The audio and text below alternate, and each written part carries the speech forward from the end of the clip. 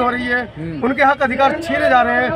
2014 के बाद से जो सामाजिक क्रांति, खासकर सोशल मीडिया के साथियों का मैं धन्यवाद करूंगा, आप जैसे भाइयों का धन्यवाद करूंगा कि सोशल मीडिया के माध्यम से जब खबरें निकल कर जा रही हैं तो बहुजन समाज की आवाज़ें भी उठ रही हैं। अभी से पहले बहुजन समाज दबी आवाज़ों में या कहें कि कस्बे तक ही खबरें सीमित रहती थी, आजकल जो खबरें हैं वो वर्ल्ड वाइड हो जाती हैं। तो बहुजन मीडिया का बहुत बड़ा इसमें हाथ है, सोशल मीडिया का बहुत बड़ा हाथ है। और जैसा कि आपने सवाल किया कि पहले नहीं होता था, अब होता है। हम तो ये चाहते हैं कि अभी वर्तमान में एक बार मोदी सरकार फिर आए। मुसलमानों की तुलाई हुई है, जाटों की तुलाई हुई है, किसान आंदोलन में पहलवानों की तुलाई हुई है, अब दलितों का नंबर है। जब तक ये पिटेंगे नहीं, जब तक सुधरेंगे नहीं। तो दलित तो हिंदू है ना? कहाँ दलित हिंदू है? 1931-32 में गोलमेज सम्मेलन में अंग्रेजों के सामने बैठकर इन हिंदू नेताओं की पैंट, जो धोती पहनते थे, डॉक्टर अम्बेडकर ने ब्रिटेन में खोली थी जाकर। दलित वर्ग, खासकर सर्वहारा वर्ग हिंदू नहीं है। अब आप चद्दर ओढ़ के दूसरे का छाता ओढ़कर घूमते रहो, हम हिंदू हैं, हम हिंदू हैं, हिंदू हैं। हिंदू आपको हिंदू नहीं मानता। अब तो मजबूरी हो गई है कि हिंदू दलित भाई भाई, दूसरी जाति कहाँ से आई? अगर हम हिंदुओं के मंदिरों में, खासकर ब्राह्मणों के मंदिर में अगर इस सर्वहारा समाज को, दलित समाज को जगह नहीं देंगे तो उनकी जेब कैसे चलेगी, उनके बच्चे कैसे पढ़ेंगे, उनके घर का खर्चा कैसे चलेगा? आप सोचिए, एक पंडा जो छठी फेल है वो एक IAS PCS के बच्चे का नामकरण कर रहा है। बच्चा तेरा पढ़ाया लिखाया तेने, शादी की तेने, पोता पैदा हो गया, नाम करेगा उसका छठी फेल पंडित। और वो भी पंडित जो अंगूठे से तिलक कर रहा है उस बच्चे का। तो ऐसी क्या व्यवस्था थी भाई? ये वही व्यवस्था थी, जातीय व्यवस्था, जिसकी वजह से इस ब्राह्मणी व्यवस्था को लोग दुत्कारने लगे हैं। अब वर्तमान में जब इनकी पिटाई हुई है, बीजेपी सरकार ने बताया है कि तुम दलित हो, तुम चमार हो, तुम जाट हो, और कहीं ना कहीं हर जाति को उन्होंने बता दिया है कि तुम ये हो लेकिन तुम ब्राह्मण नहीं हो। बहुत सारे मुसलमानों ने भी घर वापसी की है, लेकिन किसमें घर वापसी की आप समझ सकते हैं? क्या मुसलमान हिंदू धर्म में आके ब्राह्मण बन पाया? क्या मुसलमान हिंदू धर्म में आके क्षत्रिय बन पाया? क्या मुसलमान हिंदू धर्म में आके त्यागी धर्म ग्रहण किया था, क्या वो त्यागी बन पाया? आखिर में उसको वापस दोबारा मुस्लिम धर्म कबूल करना पड़ा। तो ये वो धर्म है जिसके लिए डॉक्टर अम्बेडकर कहते थे चतुर्वर्णीय व्यवस्था कि ये 4 मंजिली इमारत है, जिसमें सबसे ऊपर ब्राह्मण है, दूसरे नंबर पर क्षत्रिय है, तीसरे नंबर पर वैश्य है, चौथे नंबर पर शूद्र है। ये वो व्यवस्था है जिसमें वर्ण तो है लेकिन सीढ़ी नहीं है। एक दूसरे के कमरे में नहीं जा सकते हैं। इस व्यवस्था को हमें, ये व्यवस्था ऐसी थी सीधी, इस व्यवस्था को मनोहर काशीराम साहब ने ऐसे लिटा दिया। ना कोई ऊपर क्षत्रिय बचा, ना कोई ऊपर ब्राह्मण बचा, ना कोई वैश्य बचा। जब ये लाइन सीधी की जगह गिर गई तब इनको चिंता है कि हमारी वर्ण व्यवस्था खराब हो जाएगी। तब इनको लगा कि अब इस वर्ण व्यवस्था को हमें दोबारा बनाना चाहिए। तब इन्होंने सरकार बनाई और आप जैसे लोगों ने इनकी सरकार बनवाई, दलित समाज ने इनकी सरकार बनवाई, बहुजन सरकार ने समाज बनवाई। और अब जब पिट रहे हो तो काहे क्यों कर रहे हो भाई? जब पिट रहे हो तो काहे क्यों कर रहे हो? पिटो।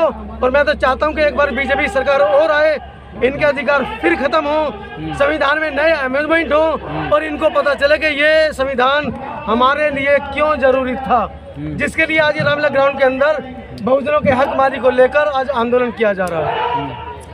क्या कहेंगे अभी बहुजन समाज की जो दशा है, कहीं ना कहीं बाबा साहब ने कहा था जो 21वीं सदी है वो बहुजनों की होगी, और 2014 से पहले ऐसा लग भी रहा था। लेकिन जो पार्टियां हैं बहुजन समाज की, चाहे BSP हो, बहन जी हो, जो जिस तरीके से खामोश हैं, क्या कहेंगे उसके लिए? इसको खामोशी नहीं कह सकते। शेर जब शिकार करता है तो 2 कदम पीछे जाता है, फिर वो स्पीड पकड़ता है। इसको हम खामोशी नहीं कहेंगे, इसको आने वाले 2024 का बवंडर कह सकते हैं। तो आप देखिए जिस तरीके से सारा विपक्ष लामबंद हुआ है, बेशक वो वर्तमान में केंद्र सरकार के खिलाफ नहीं बोल रहा है, क्योंकि उन्हें पता है जो भी बोलेगा वो सीधा अंदर जाएगा, CBI, ID, ED उसके पीछे लग जाएगा।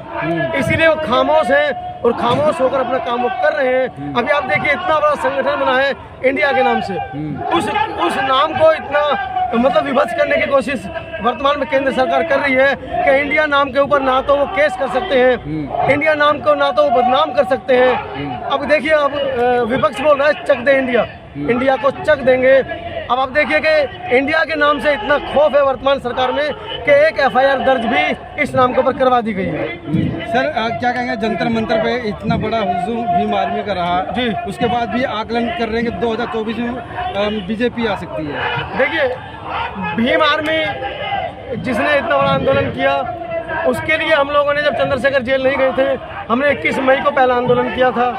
उसके बाद 18 जून को हमने दूसरा आंदोलन किया था जिसमें चंद्रशेखर की माई थी। वो अपने आप में ऐतिहासिक आंदोलन थे। परसों का आंदोलन भी अपने आप में बड़ा ऐतिहासिक रहा है, लेकिन हम उस भीड़ को वोट में कन्वर्ट नहीं कर सकते, क्योंकि उस भीड़ के अंदर 15 से 18 साल के लगभग, अगर 2 लाख की भीड़ का आकलन हम करते हैं तो 50,000 वो बच्चे थे जो 15 से 18 साल के थे, जिनके वोट ही नहीं है। अब जब आपकी वोट नहीं है तो आप कैसे कह रहे हैं हम सरकार बना लेंगे? आप कैसे दावा कर लेंगे मात्र 2 लाख आदमी को इकट्ठा करके कि आप उत्तर प्रदेश के अंदर सरकार बना लेंगे, दिल्ली में सरकार बना लेंगे? क्या आपकी रणनीति है? क्या आपका जमीन स्तर पर काम है? आप कह रहे हैं मंडल पर हमारा काम है, बूथ लेवल पर काम है, कहीं दिखे तो सही। बहन जी इतने वर्षों से राजनीति कर रही हैं, उनका बूथ जब पिछले दिनों शून्य हो सकता है तो ये तो नई पार्टी है। इसको खड़ा होने में, बहन जी को खड़ा होने में 35 साल लगे थे, अभी तो इन्होंने चलना सीखा है। 30 साल हो जाने दीजिए, समाजवादी पार्टी RLD तो साथ में है ना, समर्थन किया है। वो तो देखिए पूरा विपक्ष इस समय साथ में खड़ा है, उनको अपने अस्तित्व का खतरा है। RLD अपने अस्तित्व के लिए लड़ रही है, समाजवादी पार्टी अपने अस्तित्व के लिए लड़ रही है। माननीय बहन जी ने कह दिया है कि हम किसी को समर्थन नहीं देंगे, हम इकलौते अकेले लड़ेंगे। लेकिन जयंत चौधरी ने इशारों में कहा है कि जो लोग अभी बाहर हैं वो कल संसद में जाएंगे। नहीं, उनका कहना ही सही है, क्या पता वो पर्दे के पीछे रणनीति बना रहे हो। कुछ लोग ऐसे जो उठे हुए हैं उनको मना रहे। जो आर्यव्रत है, जिसका सपना जीतने का, ये जो बीजेपी गवर्नमेंट है जिसने देखा था 2014 में जीती भी है, आर्यव्रत पे कब्जा है इस समय, योगी आदित्यनाथ वहाँ के CM भी है। तो आर्यव्रत जो बहुजनों का आर्यव्रत है, जिसको काशीराम जी ने भी 4 बार जीता, तो क्या अब वो आर्यव्रत पे कैसे कब्जा होगा बहुजनों का? देखिए, ये लोग कहते हैं कि एक बड़ी सी नाव में या बड़े से जहाज में मुसलमानों को बिठा के पाकिस्तान छोड़ दिया जाएगा और हम अखंड भारत की स्थापना करेंगे। अरे मूर्खो, अखंड भारत में पाकिस्तान भी था, बांग्लादेश भी था, ईरान, इराक, अफगानिस्तान, लगभग 33 मुस्लिम कंट्रियां जो भारत का हिस्सा नहीं है, वो सब इसका हिस्सा थी। अब आप ये 3, 4, 5 करोड़ मुसलमानों को नहीं झेल पा रहे हो। जब अखंड भारत बनाओगे तो दूसरे देशों के जो मुसलमान आएंगे उनको आप कैसे झेल लोगे? रही बात आपने आर्यव्रत की बात की, वो दिन दूर नहीं है। हम इनको दिखाएंगे आने वाले समय में कि ये देश बहुजनों का है, ये देश संविधान के मानने वालों का है, ये देश संविधान से चलेगा और ये देश जो दलितों की बात करेगा, जो बहुजनों की बात करेगा, वो इस देश पर राज करेगा। बहुत बहुत धन्यवाद आप सभी का। जी अच्छा, मेरा एक और सवाल है, जो मणिपुर में हिंसा हुई उसके लिए आपका क्या कहना है? क्या कहना है? देखिए, मणिपुर में भी जो हिंसा हुई है वो उसको हम ऐसे देखते हैं कि देश के अंदर एक हिस्सा है जो सक्षम है। वो जो वहाँ की जो आदिवासी, जो कुकी जो जनजाति है, जिसकी वो महिलाएं थी जिनके साथ ये कुकृत्य किया गया है, जो वहाँ की जनजातियाँ हैं जो ये चाहती हैं कि हमको आदिवासी समाज का हिस्सा भी दिया जाए, जबकि वो खुद सक्षम है, खुद पढ़े लिखे हैं, राजनीति में भी सक्षम है, सामाजिक रूप से भी सक्षम है। उसके बावजूद वो चाहते हैं कि आदिवासियों का आरक्षण भी वो खा जाए। लेकिन आदिवासियों ने उनके खिलाफ आवाज़ उठाई तो उन सब ने मिलकर उनके ऊपर अटैक कर दिया। ऐसा कोई सा हथियार नहीं था इस देश के अंदर, प्रतिबंधित हथियार, जो उस भीड़ पर नहीं था, जो महिलाओं की बात आप कर रहे हैं। 800 के करीब संख्या भीड़ वो बताई जाती है। ऐसा कोई सा AK-56, AK-47, ऐसा कोई सा अवैध हथियार उस भीड़ में नहीं था। वो भीड़ चिन्हित कर ली गई है, 4 लोग उनके गिरफ्तार भी कर लिए गए हैं, लेकिन उदासीनता है सरकार की कि वो उन कुकी जनजाति की महिला को न्याय दिला पाएंगे। उस महिला को जिनके साथ निर्वस्त्र करके बलात्कार किया गया है, पहले उसके भाई को मारा गया उनको बचाने के चक्कर में, फिर उसके पिता को भी मार दिया गया गोली मारकर, उसके बाद इस कुकृत्य को अंजाम दिया गया। सर 2 महीने के बाद वीडियो को वायरल किया जाता है, वो भी जब संसद का सत्र नहीं। देखिए जब मणिपुर हिंसा हुई थी तो वहाँ पर इंटरनेट सेवा को बंद कर दिया गया था। ये 3 या 4 मई की घटना बताई जा रही है, उस समय इंटरनेट सेवाएं बंद थी।